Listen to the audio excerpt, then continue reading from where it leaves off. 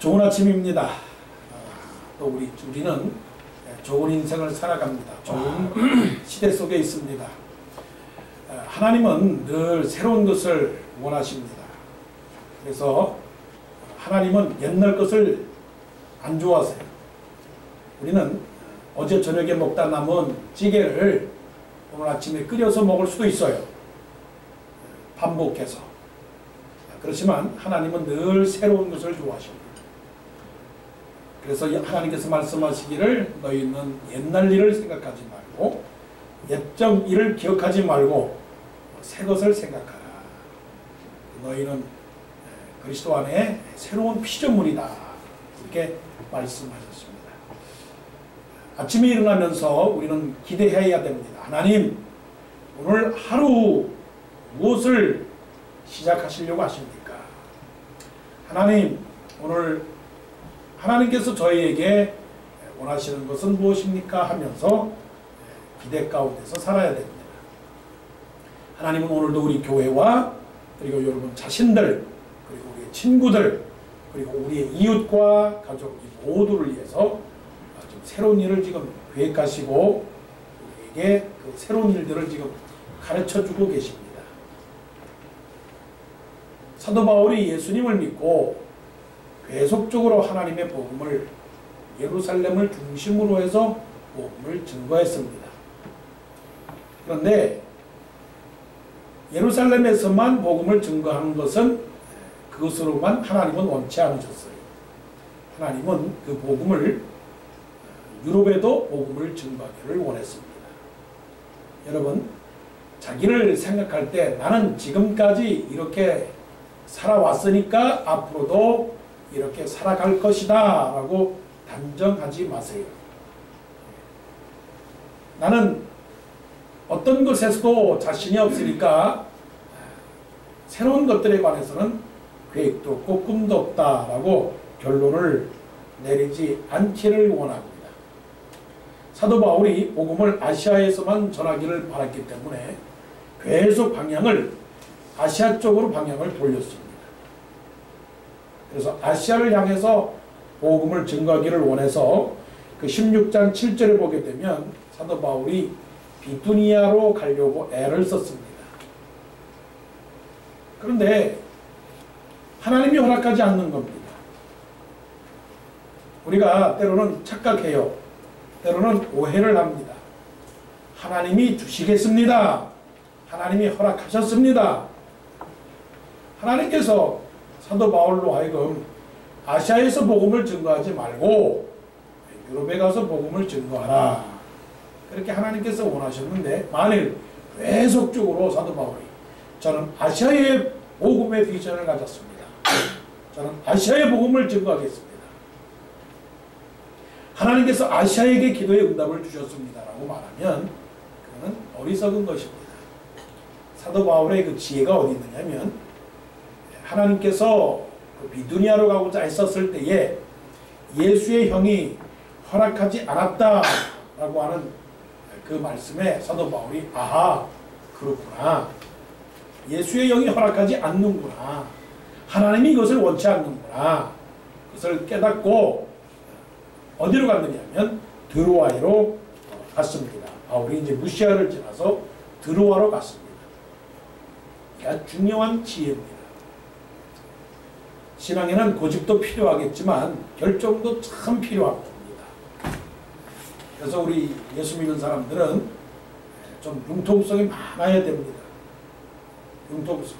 그래서 비두니아로 가고자 하는 그 사도 바울에게 하나님께서 드로아로 내려갈 수 있는 길을 열어주셨는데 그때부터 사도 바울이 새로운 하나님의 사역을 시작하게 됩니다.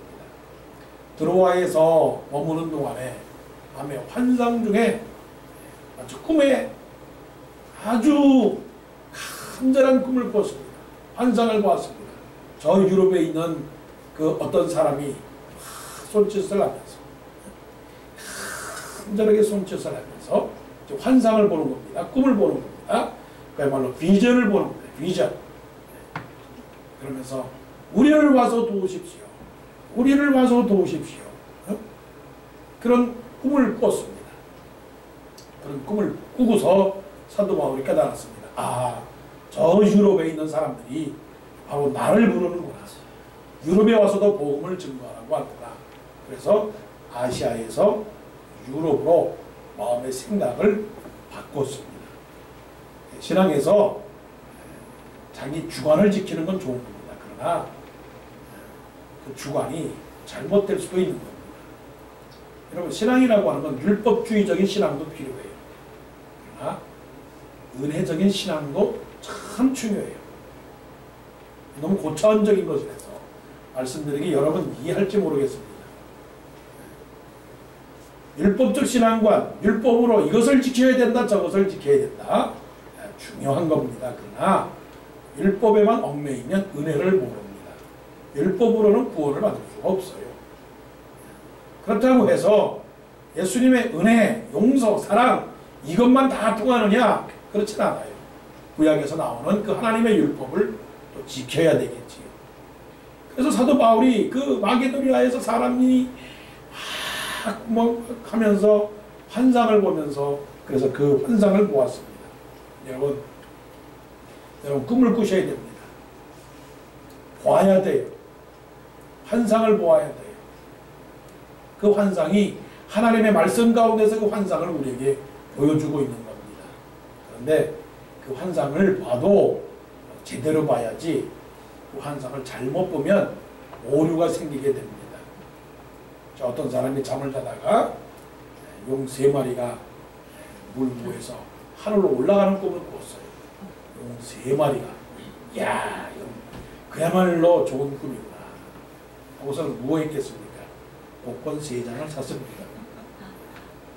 복권 3장을 샀는데 기대감으로 복권 3장을 샀는데 복권 3장이 전부 다 3장이 다 꽝입니다. 얼마나 화가 나겠어요. 화가 나가지고서는 저 편의점에 가서 너구리 우동을 샀어요. 화가 나니까 뭐 돈을 썼으니까 너구리 우동을 사가지고서는 너구리 우동을 팔팔 끓이고서는 거기다가 그냥 스프를 탁 넣었는데 아, 놀라운 일이 생긴 거예요. 그 스프에요 다시마가 3개가 있어요.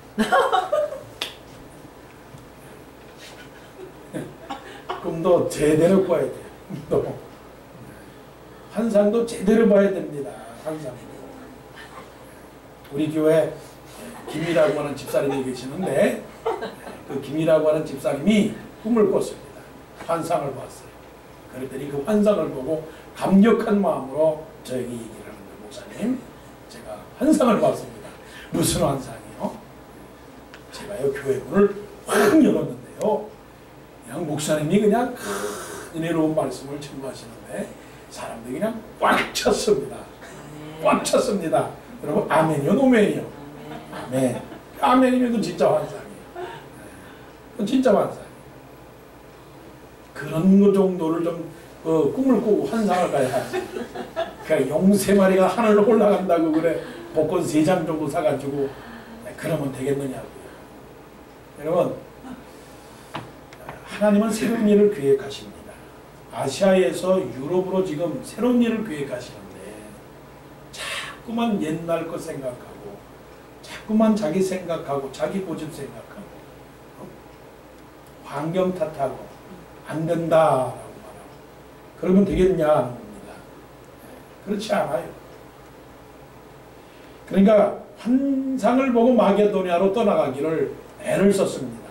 자, 말씀을 보면 여러분 성경을 보게 되면 사도행전 16장 10절 보게 되면 사도행전 16장 10절을 보면 바울이 그 환상을 보았을 때 우리가 곧 마게도니아로 떠나기를 어떻게 했다고요? 힘썼다라고 그랬습니다. 힘썼다.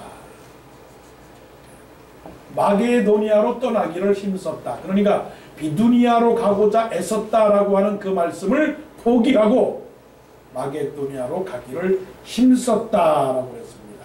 그리고 이는 하나님이 저 사람들에게 복음을 전하라고 우리를 부르신 줄로 인정함이라. 인정합니다. 하나님의 비전을 깨달아야 됩니다. 하나님의 비전. 하나님께서 나를 통해서 무엇을 원하시는가? 그래서 노력을 해야 돼요. 하나님이 나를 사용하시기를 원하시면 학교에서도 공부를 열심히 해야 됩니다. 하나님께서 나를 하나님의 종으로 세우셨다면 일도 열심히 해야 되고요. 하나님의 말씀에도 열심을 다해야 됩니다.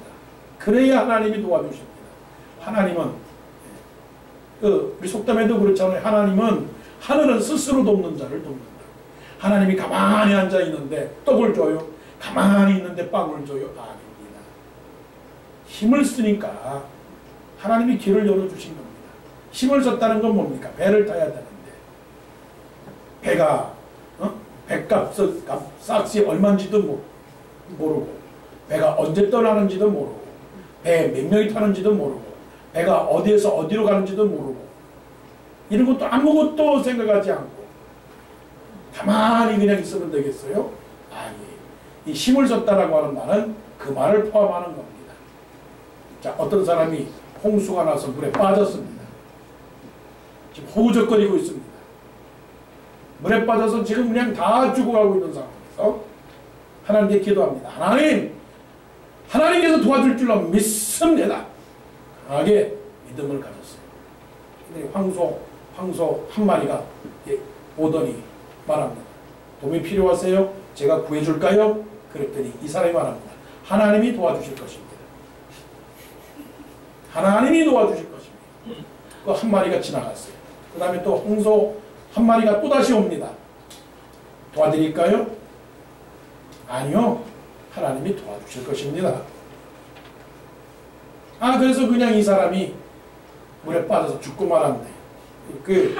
그래가지고 저 하늘나라에 가서 하나님한테 물었습니다. 아니 하나님, 그 너무하십니다. 하나님. 내가 하나님께 살려달라고 하지 않았습니까? 그런데 하나님께서 나를 살리기는커녕 이게 죽게 만들었습니까? 하나님께 도대체 이게 어떻게 된 일입니까? 물어봤더니 하나님께서 뭐라고 말씀을 하신지 아세요? 내가 너한테 황소 2마리 보내지 않았느냐.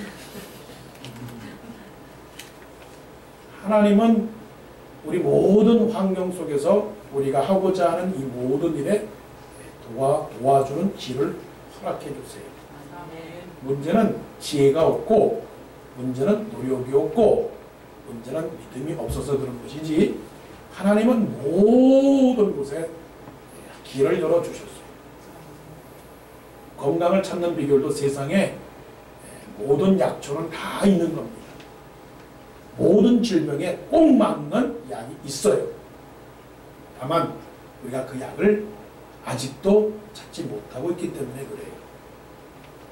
그러니까 그런 믿음을 가지고 하나님의 그 새로운 계획, 이것에 관해서 마음의 준비를 하시고 그 하나님의 뜻을 깨닫기를 바랍니다.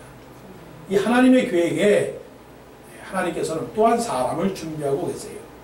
자, 이제 드디어 아시아에서 마게도니아, 곧 지금의 터키, 소아시아로 가게 됩니다.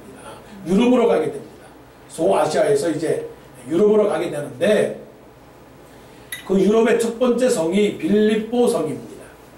빌립보 성에서 며칠을 살면서 그러다가 이제 안 되겠다. 이제 우리가 기도하는 곳이 어디 있는가 찾아보기 위해서 이제 강가로 갔습니다. 강가로 가서 이 사람 저 사람을 만납니다. 이 사람 저 사람을 만나서 물어봅니다. 혹시 우리가 기도할 곳이 있습니까? 또 안식일에 예배를 드릴 만한 장소가 어디 있습니까? 라고 그렇게 물어봅니다. 바울과 실라가 나가서 물어봅니다. 그런데 사람들이 그 말을 듣고 귀담아서 듣는 사람이 없어요. 그렇잖아요. 길을 물어보면 누가 길을 잘 가르쳐주는 사람이 있는가 하면 그냥 넘어갑니다. 거의 그냥 무관심하게 넘어갑니다. 자, 오늘 보니까 자, 말씀을 보십시오. 13절에 안식일에 우리가 기도할 곳이 있을까요? 문 밖 강가에 나가 거기 앉아서 모인 여자들에게 말하는데 13절에는 많은 여자들에게 말했다는 겁니다. 많은 사람들에게 말했습니다. 혹시 우리가 안식일 날 기도할 곳, 안식일 날 예배할 곳, 그런 어떤 빈 공간이 있는지 좀 알아주시겠습니까? 대부분의 사람들이 뭐래요? 잘 모르겠어요.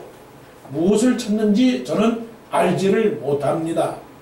그래서 성경에 말하기를 나가 앉아서 모인 여자 하나가 아니라 여자들에게라고 그랬어요. 들에게.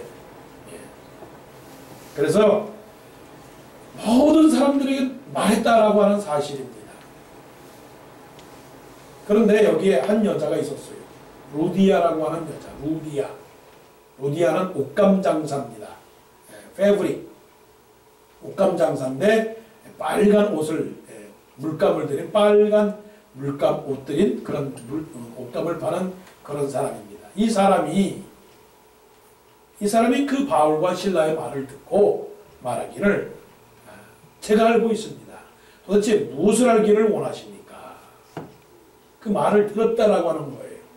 자, 아주 중요한 겁니다. 많은 사람들은 관심을 갖지 않아요. 그런데 이 루디아 한 사람, 14절 보세요. 두아디라시아에 있는 자색 옷감 장사로서 하나님을 섬기는 루디아라는 한 여자가 말을 듣고 있을 때 주께서 그 마음을 열어 바울의 말을 따르게 하신지라. 여기에서 하나님의 역사가 시작이 되는 겁니다. 하나님은 사람의 마음을 여는 것부터 시작이 돼요. 무엇이 있는 걸로 시작이 되는 것은 아닙니다.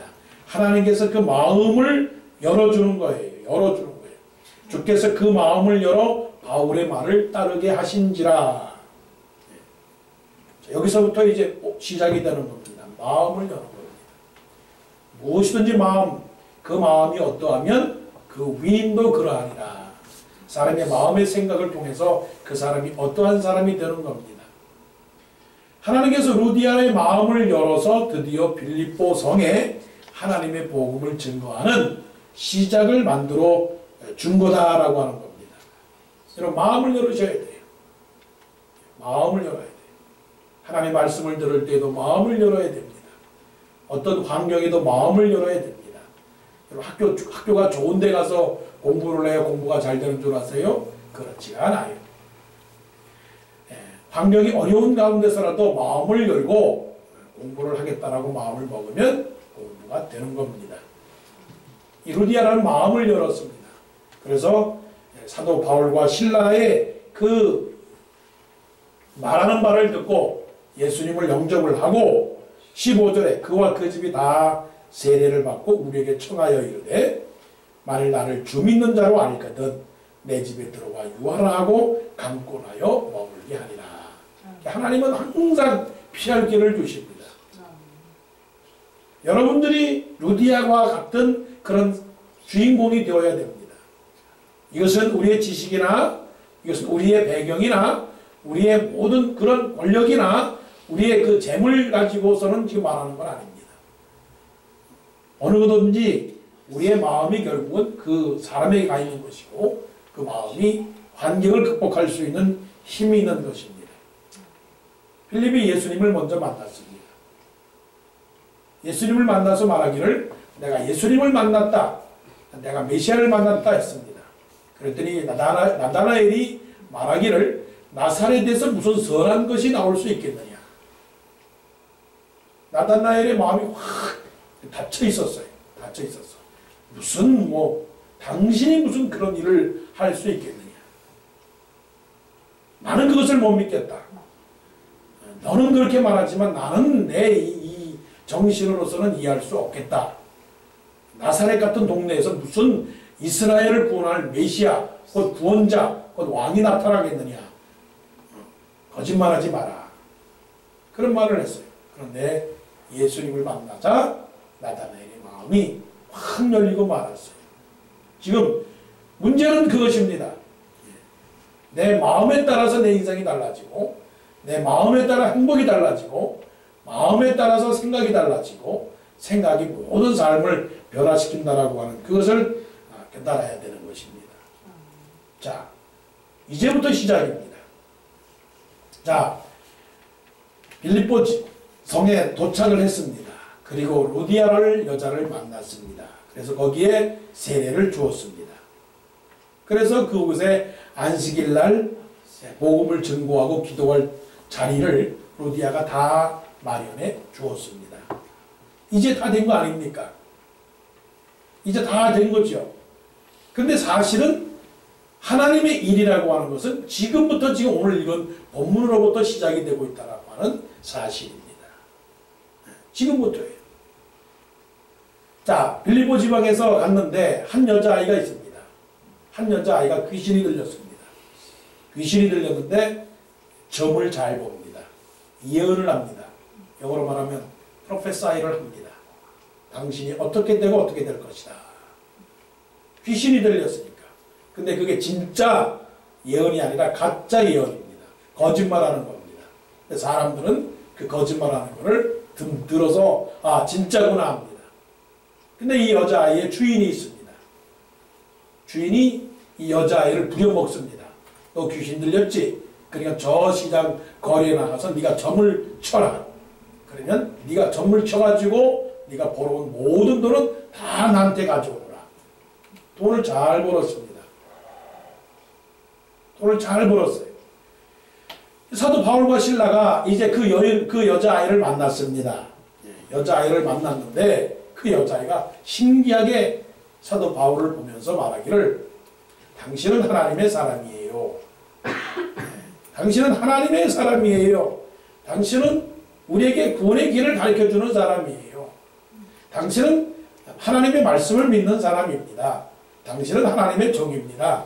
당신은 우리에게 구원의 길을 가르쳐주는 사람입니다. 한 번 얘기했으면 좋아요. 한 번.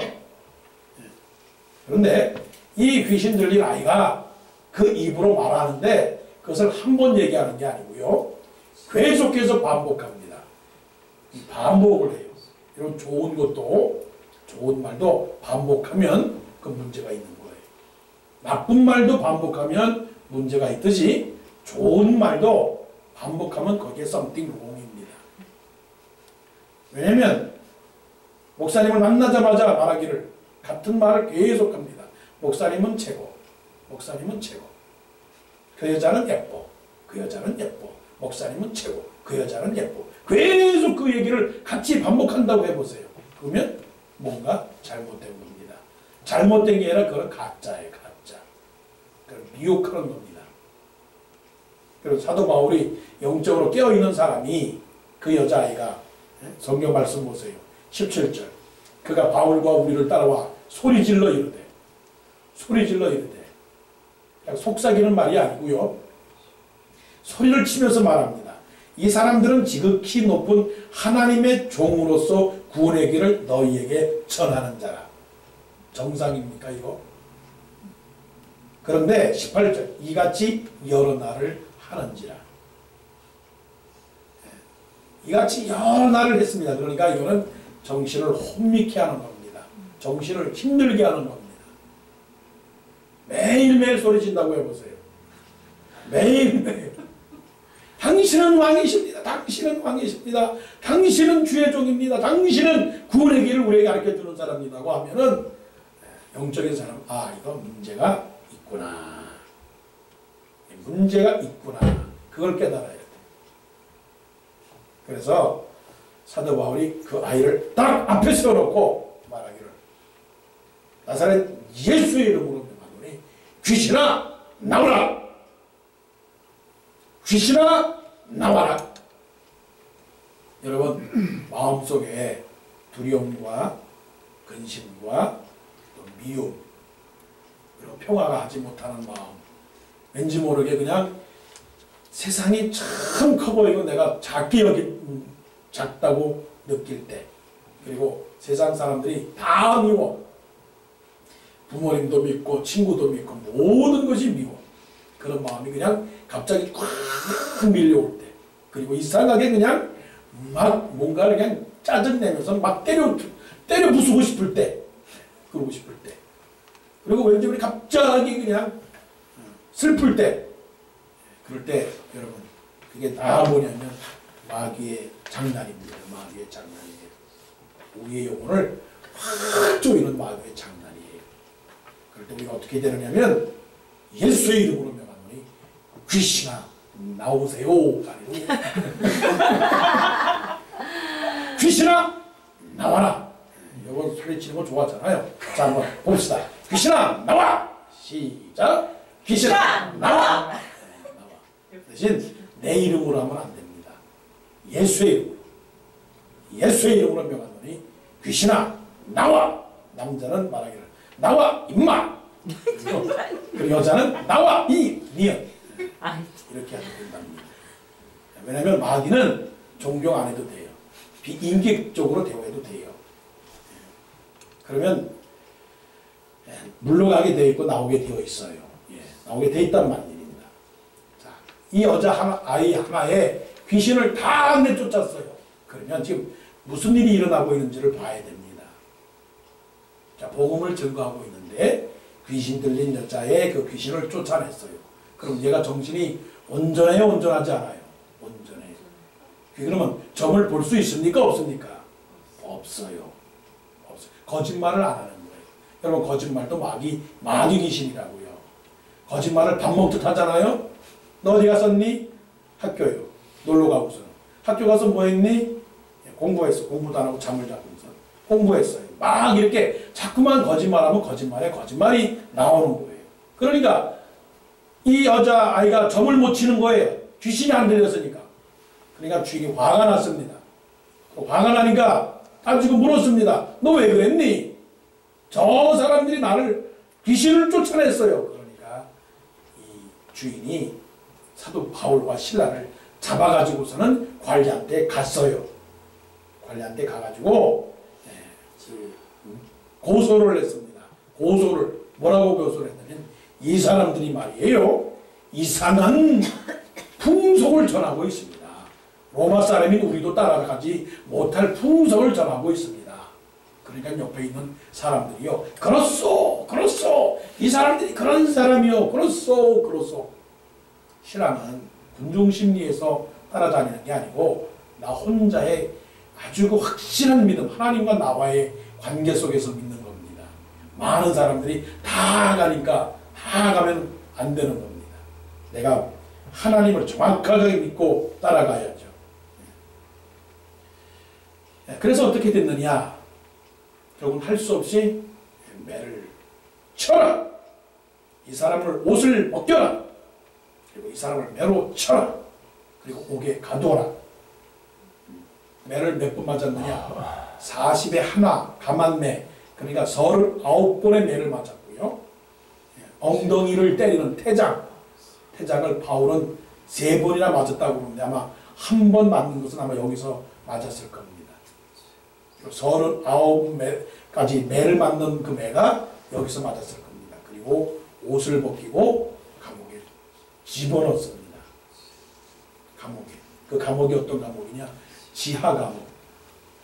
캄캄한 감옥, 축축한 감옥, 두려움 있는 감옥, 죽을지 모르는 그런 감옥에 들어갔습니다. 바로 이제 여기에서 하나님의 역사는 시작이 되는 겁니다. 자, 따라하십시오. 믿음은 고난에서 시작된다. 고난에서 시작된다. 이거를 이제 깨달아야 됩니다. 잘 되는 건 무서워요. 위험해요. 잘 되면 더 긴장을 해야 돼요.